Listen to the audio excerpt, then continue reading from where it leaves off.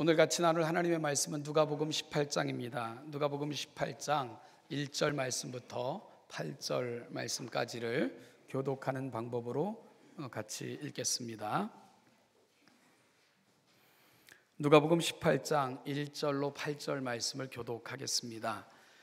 예수께서 그들에게 항상 기도하고 낙심하지 말아야 할 것을 비유로 말씀하여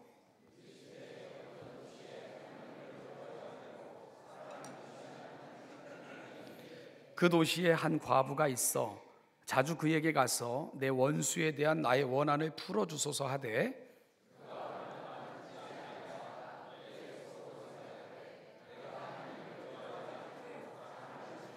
이 과부가 나를 번거롭게 하니 내가 그 원한을 풀어주리라. 그렇지 않으면 늘 와서 나를 괴롭게 하리라 하였느니라.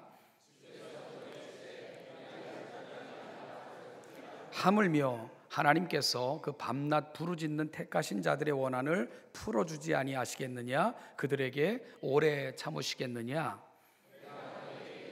속히 그 원한을 풀어주시리라. 그러나 인자가 올 때에 세상에서 믿음을 보겠느냐 하시니라. 아멘. 기도하옵나이다. 아멘. 오늘 본문은 과부와 재판장의 비유로 명명되어진 주님께서 베푸신 비유입니다. 이 비유의 핵심은 너무나도 분명합니다. 이 비유를 베푸신 이유를 1절에서 밝히고 있기 때문입니다. 항상 기도하고 낙심하지 말아야 할 것을 비유로 말씀하여 이르시되, 그러니까 이 비유의 목적이 뭡니까? 항상 기도하고 낙심하지 말아라, 이 말씀을 주시기 위함이라는 거죠. 결국 오늘 본문은 기도에 관한 것을 알 수 있습니다. 그런데 우리가 8절을 보면 그러나 인자가 올 때에 믿음을 보겠느냐 라는 부분으로 이 비유에 대한 말씀이 끝마치고 있는 것을 보면 오늘 본문의 제목은 단순히 과부와 재판장의 비유라고 명명하기보다는 종말론적 성도의 삶으로서의 기도, 이렇게 붙이는 것이 더 합당하겠다 싶은 생각을 해봅니다. 종말론적 성도의 삶으로서의 기도. 먼저 오늘 본문의 내용을 간단히 확인해 보면요, 어떤 도시에 한 재판장이 있는데 하나님을 두려워하지도 않았으며 또한 사람들을 무시했습니다. 그 도시에는 한 과부가 있었는데 그 과부는 자주 재판관을 찾아가서 자신의 원수에 대한 자신의 원한을 풀어달라고 간청했습니다. 그 재판관은 그 과부의 청을 무시했고요, 또한 외면했습니다. 그럼에도 불구하고 과부는 포기하지 않고 계속해서 재판관을 찾아가 자신의 억울함을 토로했고요, 들어주실 것을 거듭 탄원했습니다. 그러자 재판관이 생각을 했습니다. 나는 하나님을 두려워하지도 않고 사람을 이렇게 고려하는 그런 사람도 아니지만, 이거 귀찮아서 살 수가 없구나, 괴로워서 못 견디겠어, 도대체 언제까지 저런 소리 저런 간청을 들어야 하는 거야, 아이고 차라리 그 소원 들어주고 말아야지, 이렇게 생각을 했다는 것입니다. 이것이 여기까지가 이 비유의 사실은 내용이에요. 그리고 이어지는 내용은 이 비유를 통해 다시 제자들을 바라보시면서 주님께서 주셨던 교훈으로 이어집니다. 여러분, 무엇을 교훈하셨습니까? 불의한 재판관이라도 밤낮 부르짖는 그 여인의 요청을 들어주거늘 하나님께서 밤낮 부르짖는 택하신 자들의 원한을 풀어주지 않으시겠느냐 하고 물으셨습니다. 그리고는 그 답으로 속히 이루어 주실 것이다 하는 답을 주셨습니다. 그러면서 덧붙이신 것이 뭐라고요? 그러나 인자가 올 때에 세상에서 믿음을 보겠느냐 하는 말씀으로 이 비유를 마치고 있다는 거죠. 여러분, 그런데 오늘 본문을 통해서 주시고자 하는 메시지를 정확하게 이해하려면요, 사실 누가복음 17장부터 살폈던 그 내용의 흐름을 파악하는 것이 매우 중요합니다. 이 성경은 66권의 각권이 모여서 이루어진 완전한 하나님의 계시입니다. 그런데요, 전체도 그렇지만 그 전체를 이루는 한 권 한 권의 책들인 성경도 문학적 통일성과 온전한 주제를 담고 쓰여진 책입니다.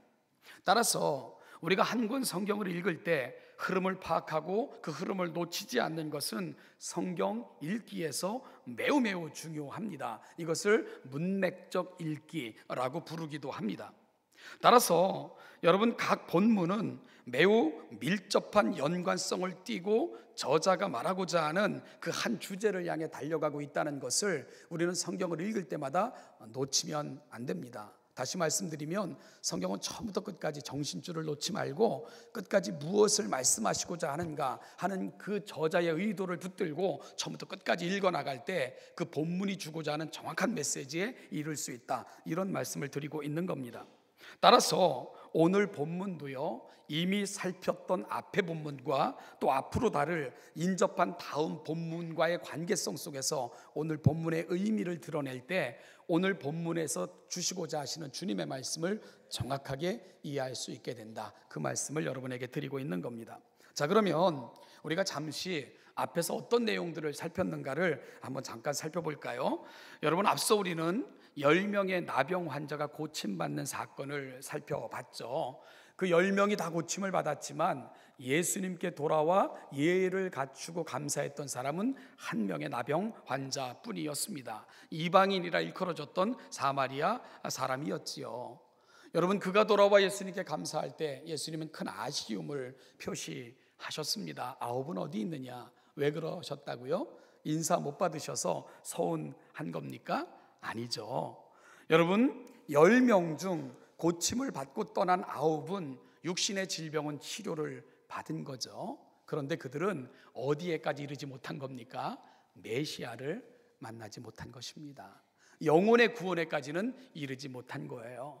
오직 그 병을 고쳐주신 분이 누군가를 보고는, 그리고 영혼, 그냥 이 구원에 이르는 그 놀라운 선물을 경험한 사람은 돌아와 감사했던 한 명의 나병 환자뿐이었습니다. 이것이 바로 우리 주님께서 나머지 9을 향한 안타까움이었던 것을 우리는 기억할 필요가 있다는 것입니다. 사랑하는 여러분, 육신의 질병 치료받는 거 그거 중요하죠. 그런데 치료받은 육체 가지고 우리가 얼마나 더 살 수 있을까요? 따라서 육신의 질병의 치료를 받는 것보다 더 중요한 게 뭡니까? 영혼의 치료입니다. 우리의 영혼의 치료는 어떻게 받을 수 있습니까?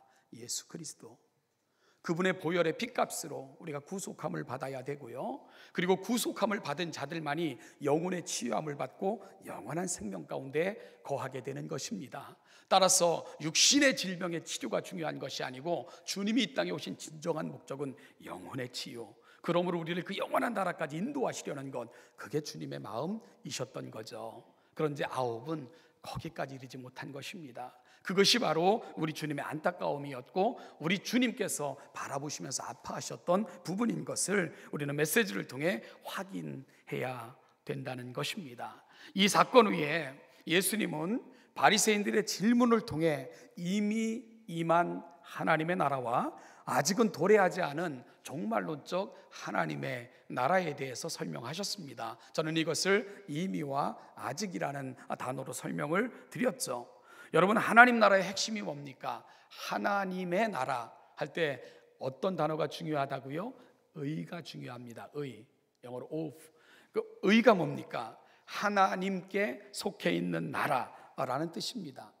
하나님이 주인이 되셔서 그분의 백성들을 돌보시고 보호하시고 지키시는 그분의 통치가 온전히 이루어지는 나라, 그 나라가 바로 하나님의 나라다. 성경은 그렇게 가르쳐 줍니다.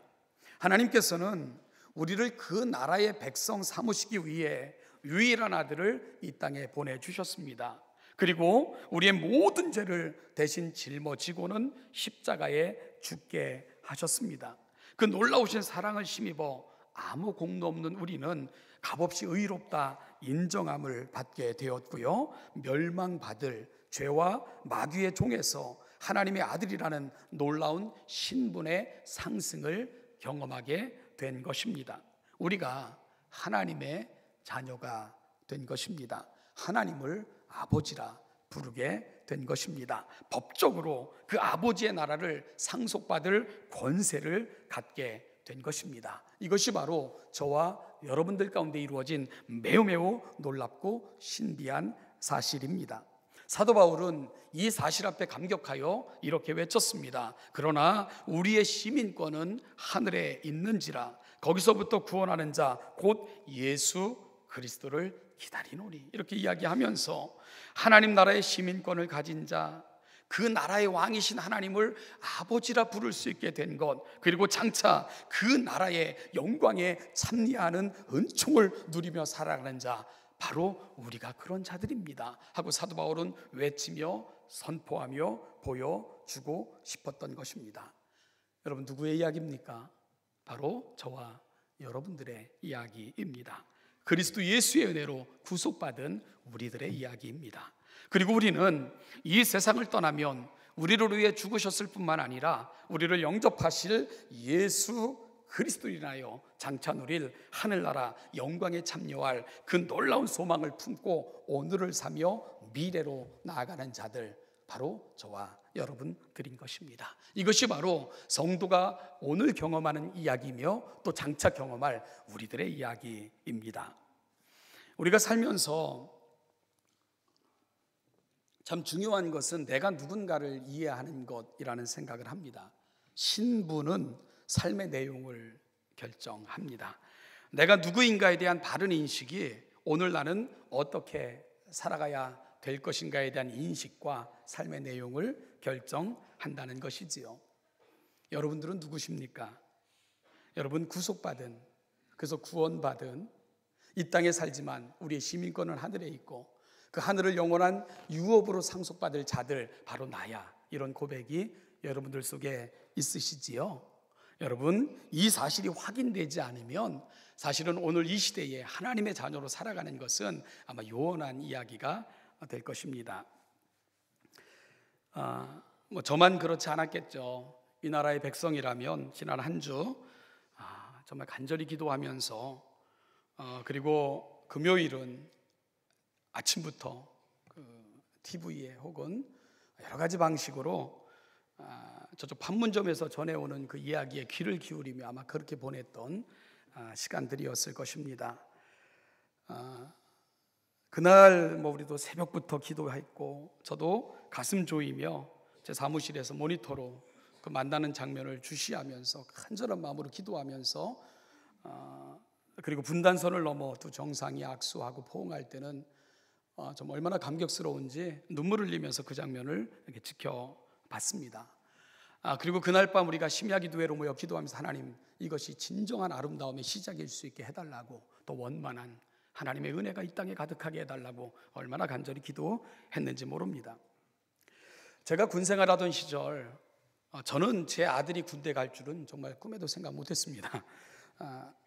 군도 그때 되면 선택이겠지 이렇게 생각을 했었어요. 저는 믿어 의심치 않았는데 제 아들도 군대 갔다 왔고 지금도 누군가의 아들은 끊임없이 군대를 갑니다.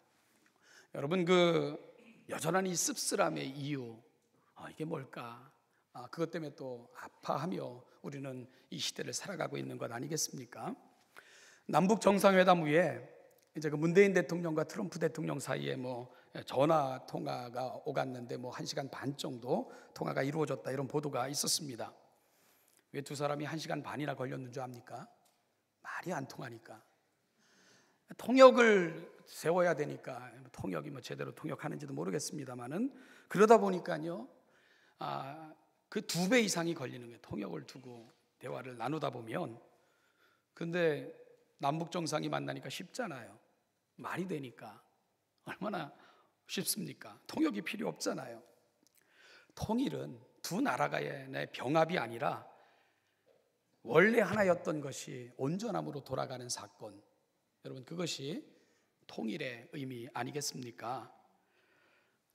우리 그 지하에 이렇게 그 리모델링 할 때 거기 이렇게 몇몇 분들의 시가 거기 이렇게 적혀있는데 그 중에 하나가 우리 전선조 장로님의 시, 여러분, 고향을 그리는 그 간절함, 고향을 향한 진한 그리움, 읽을 때마다 저는 문 옆에 있으니까 지나갈 때마다 늘 보는데 가슴으로 느껴집니다.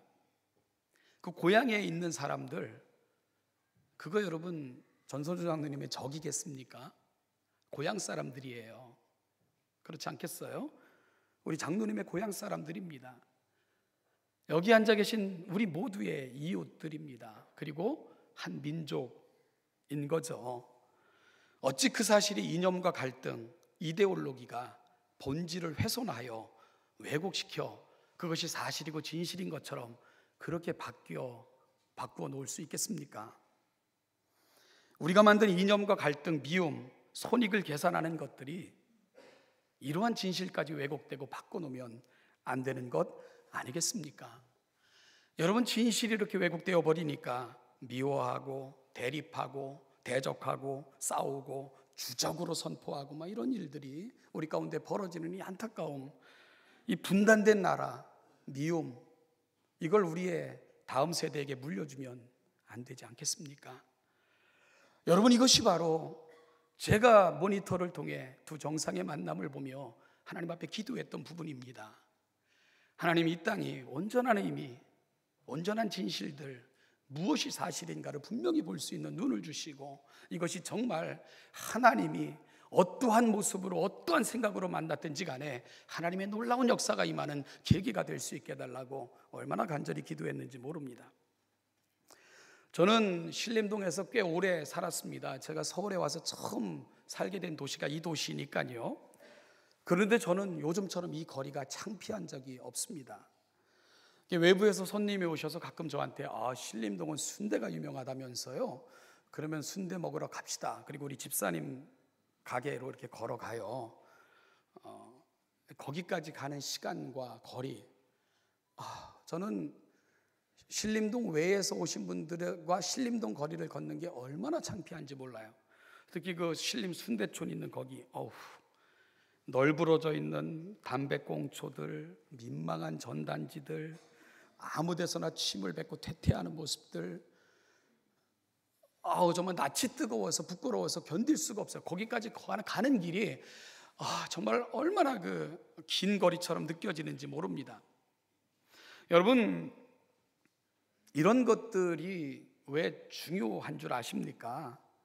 우리가 하나님의 자녀이며 이 땅이 우리가 하나님의 나라를 만들어 가도록 부름받은 우리의 삶의 자리라면 어떻게 그 거리를 담배 피고 마음대로 집어던지며 길거리에서 침을 태태 뱉으며 주변 사람들 불편하게 하는 것은 아무것도 아닌 것처럼 그렇게 거리에서 온갖 욕설과 온갖 상스러운 말들, 온갖 전단지들로 넘쳐나는 그런 거리를 만들어 갈 수 있겠습니까?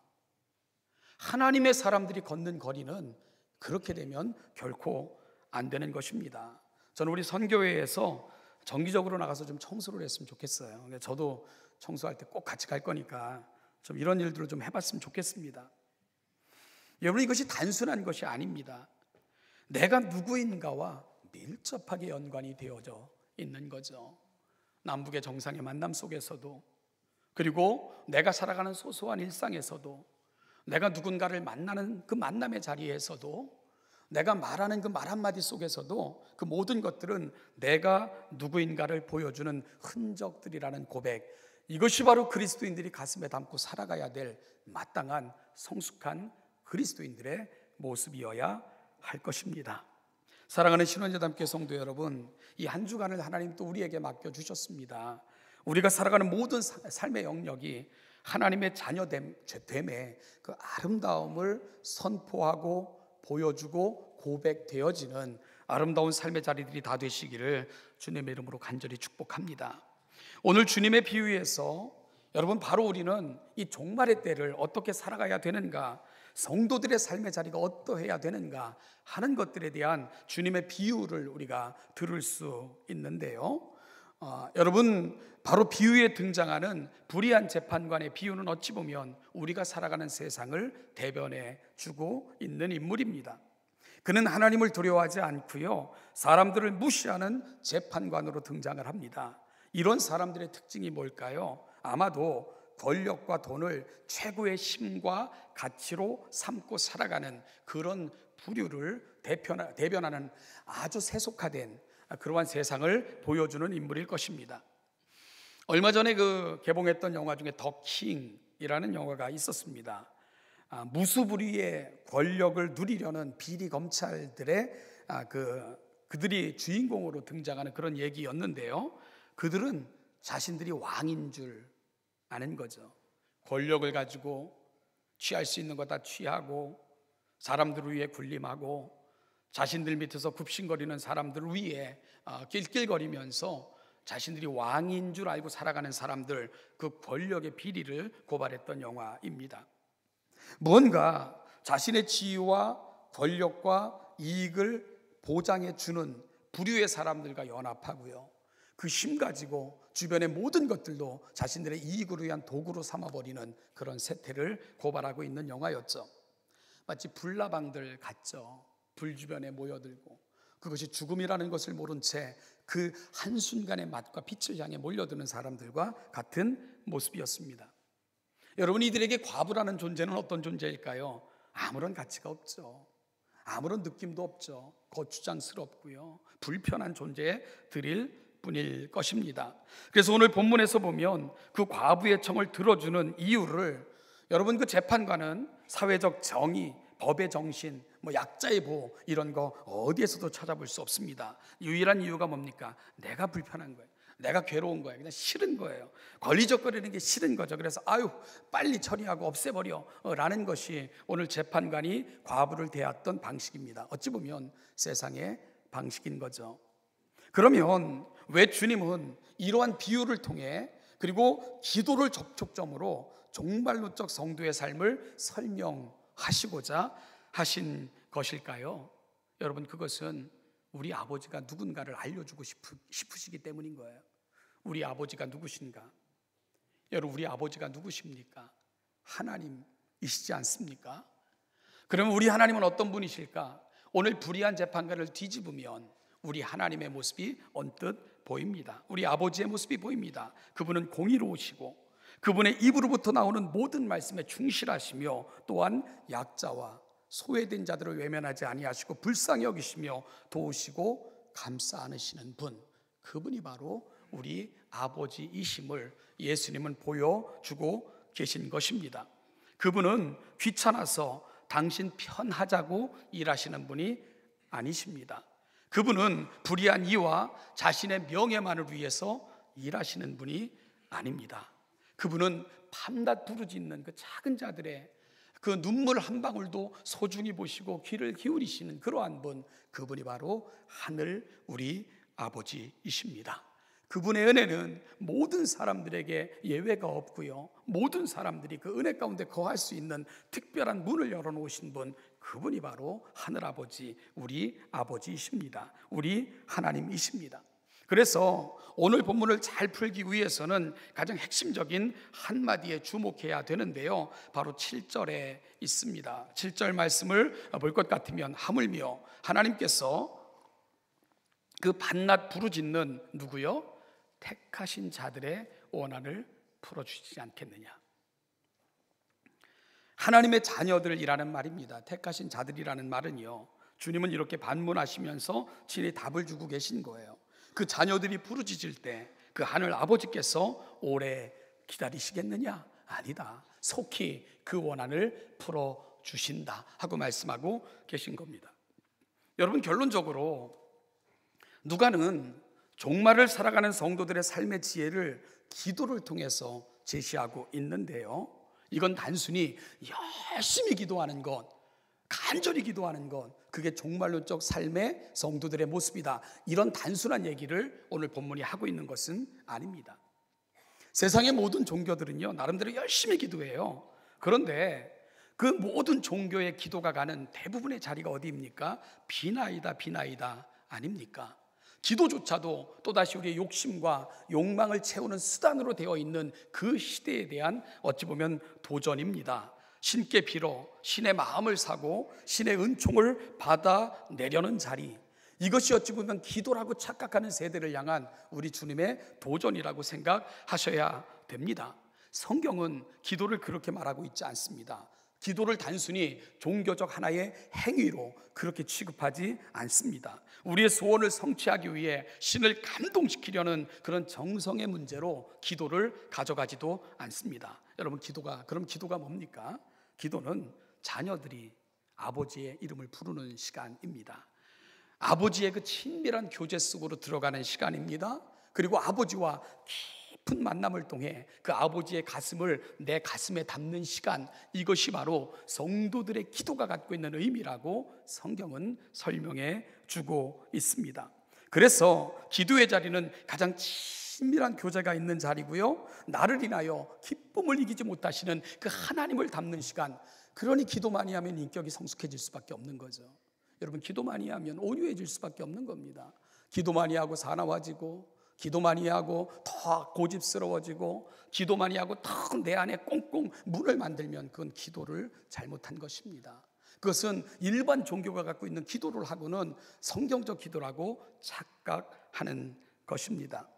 요한은 그의 복음서에서 아들이신 예수님이 이 땅에 오신 이유를 아버지의 가슴에서 찾고 있습니다.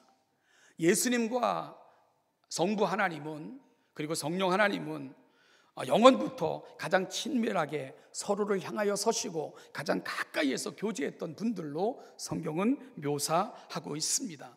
여러분, 그러면 아버지와 아들은 서로를 가장 잘 아셨던 거죠. 아버지 가슴 가장 가까이에서 아들은 그 아버지의 가슴을 보는 거예요. 아버지의 가슴에 곁들인 생각들, 그 아버지가 갖고 계신 소망들, 아들은 그걸 다 봅니다. 아들은 이 땅에 육신을 입고 오셔서 그 아버지의 뜻을 이루어 드리길 원하셨던 것입니다. 그래서 이 땅에 오신 거예요. 그 아버지의 가슴에 담겨진 생각이 뭡니까? 세상의 구원, 세상이 다시 아버지의 자녀가 되는 것, 그 꿈. 아들은 그 아버지의 꿈을 이루어 드리기 위해 이 땅에 오신 거예요. 그리고 십자가 위에서 세상의 죄를 대신 담당하시고는 우리를 그 아버지의 품, 아버지의 자리로 다시 돌려 놓으신 것입니다. 그 예수님께서 이 세상의 사역을 마치실 시간이 가까워올 때, 여러분, 그 제자들을 향하여 세상은 흔들리고 세속화가 걷잡을 수 없이 진행될 것이지만, 세상은 불의한 재판관처럼 너희를 취급하며 다룰지 모르지만, 그럼에도 불구하고 아버지 되신 그 자녀됨의 그 놀라운 의미를 놓치지 말고, 낙담하지 말고 성도다운 삶을 끝까지 살아낼 것을 오늘 비유를 통해, 이 가르침을 통해 예수님은 그의 제자들에게 행하고 계신 것입니다. 그러면 아버지 되신 그분께서 결코 우리 기도를 지체하지 않으실 것이고, 또한 택하신 자들의 원한을 그냥 내버려 두지 않고 속히 풀어주실 것이며 함께 하실 것을 강력한 어조로 선포하며 오늘 그 자녀들을 향한 종말론적 지혜를 알려주고 계신 것입니다. 여러분, 그런데 오늘 마지막 한마디가 우리를 좀 근심되게 하는 거 아닌가요? 그러나 인자가 올 때에 세상에 믿음을 보겠느냐? 오늘 본문의 문맥을 따르면 믿음과 기도가 같이 가고 있습니다. 여러분, 기도를 잃어버리셨나요? 하나님과의 교제가 끊어진 것입니다.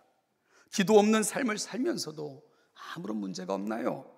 하나님 없이 살아도 나는 아무 문제가 없다는 것과 동일한 고백입니다. 여러분, 기도 없이 일하시는가요? 그러면 그 삶의 끝은 불의한 재판관처럼 갈 것입니다. 하나님의 이름을 불러놓고도 내 의와 내 목적과 내 이익에 따라 움직이는 그러한 삶을 살 수밖에 없을 것입니다. 더불어 살아가는 사람들, 여러분, 내가 거니는 거리 내게 별 의미가 없습니다. 함부로 대하고 아무데나 버리고 침뱉는 거 아무런 문제가 없어요. 왜냐하면 기도를 잃어버리면 그렇게 되는 것입니다. 하나님을 가슴에 품지 않고 살아가는 삶의 자리는 그렇게 갈 수밖에 없는 것입니다. 결국 오늘 본문을 통해 예수님이 저와 여러분들에게 던져주는 도전이 뭡니까? 아버지의 가슴 가까이 가시라는 것입니다. 그리고 그 아버지의 가슴에 담겨진 생각을 내 가슴으로 전이 받으라는 것입니다. 그리고 그 아버지의 가슴으로 우리가 살아가는 삶의 자리를 그 거룩한 나라, 하나님의 나라, 다시 오실 예수를 기다리는 삶의 소명의 자리로 만들어 가라는 것, 이것이 바로 우리 주님의 부탁이십니다. 사랑하는 신혼여담교회 성도 여러분, 이 한 주간을 살아가면서 여러분이 걷는 거리들, 여러분이 만나는 사람들, 여러분이 행하시는 일들, 하나님의 나라, 그 아름다움, 내가 받은 은혜를 선포하며 보여주는 아름다운 사명과 소망의 자리들이 다 되시기를 주님의 이름으로 축복합니다. 기도하겠습니다. 하나님 아버지, 은혜와 사랑을 감사합니다. 오늘도 우리 가운데 들려주시는 하나님의 음성을 통해 우리를 향한 주님의 꿈과 소망을 가슴에 담습니다. 하나님 아버지, 한 주간 겸허하게 우리가 하나님과 만나는 그 거룩한 기도의 자리로 나아가 그 하나님의 가슴을 우리의 가슴에 전이 받고 우리가 살아가는 모든 삶의 자리에서 지혜로우시고 또한 공의로우시며 은혜로우신 그 아버지를 세상에 보여주는 아름다운 삶의 자리로 만들어가는 성숙한 주의 백성들의 삶의 자리가 되게 하여 주시옵소서. 감사드리며 예수님의 이름으로 기도하옵나이다. 아멘.